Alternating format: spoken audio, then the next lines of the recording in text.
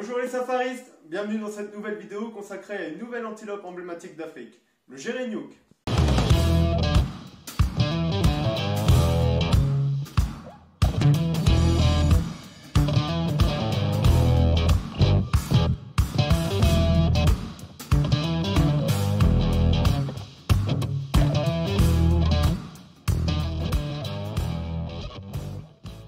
Le Gereniouk, ou gazelle girafe, doit son nom à ses longues pattes et à son cou élancé. Ses caractéristiques particulières sont similaires à celles de la girafe, d'où son nom Gereniouk, qui signifie à cou de girafe.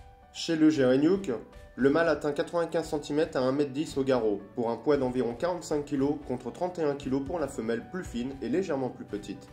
Le mâle se reconnaît aisément, son cou est plus épais et il possède deux cornes épaisses, lirées et en forme de S dont la femelle est dépourvue.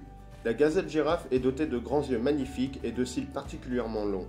Ses cils drus et denses protègent les yeux des longues épines d'acacia quand elle se nourrit. La gazelle girafe fréquente les zones arides et semi-arides de l'Éthiopie et de la Somalie jusqu'au parc de Tarangire au nord de la Tanzanie. Sa répartition à l'ouest est limitée par le rift. Il y a 15 000 ans, avant que le Sahara ait l'aspect qu'on lui connaît, elle devait occuper un domaine plus vaste jusqu'à l'Afrique du Nord. On a d'ailleurs retrouvé, dans des tombes égyptiennes, des peintures de gazelles girafes vieilles de 5600 ans. Comme la girafe, le Gereniouk affectionne particulièrement les feuilles d'acacia et plus particulièrement les pousses les plus tendres et les plus hautes. Le Gereniouk est un animal philophage qui, en principe, se nourrit essentiellement de feuilles inaccessibles aux autres gazelles. C'est la seule gazelle qui ne consomme pas d'herbe. Le Gereniouk mange aussi des pousses, des bourgeons, des fruits et des fleurs. Une étude menée à Tsavo a montré que le Gereniouk mangeait pas moins de 84 espèces de plantes différentes.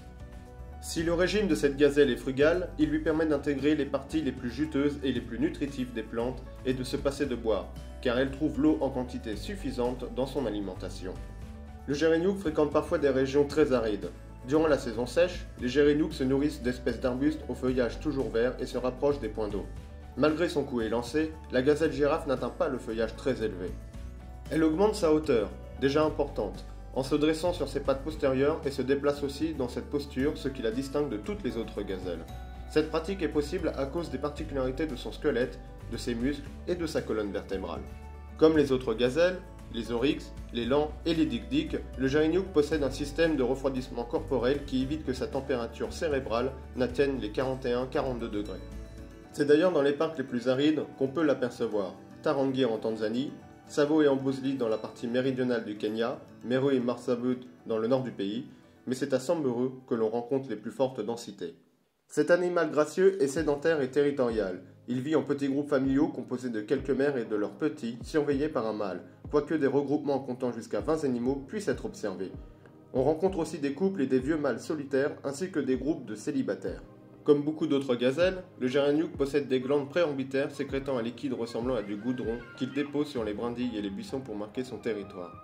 Celui-ci est aussi marqué à l'aide de son urine et de ses excréments. La gazelle girafe vit probablement 10 ans, 13 ans maximum en captivité, et atteint sa maturité sexuelle entre 1 an et 1 an et demi. La femelle met bas après une gestation de 6 mois et demi à 7 mois.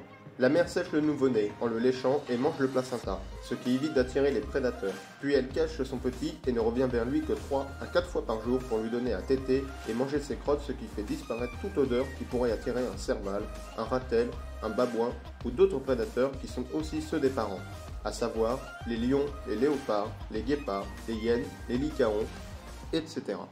Le Gereniouk n'est pas menacé. Il est classé en quasi-menacé sur la liste rouge de l'UICN. Merci d'avoir regardé cette vidéo, n'hésite pas à t'abonner et à mettre un pouce en l'air, et moi je te dis à très vite pour une prochaine vidéo.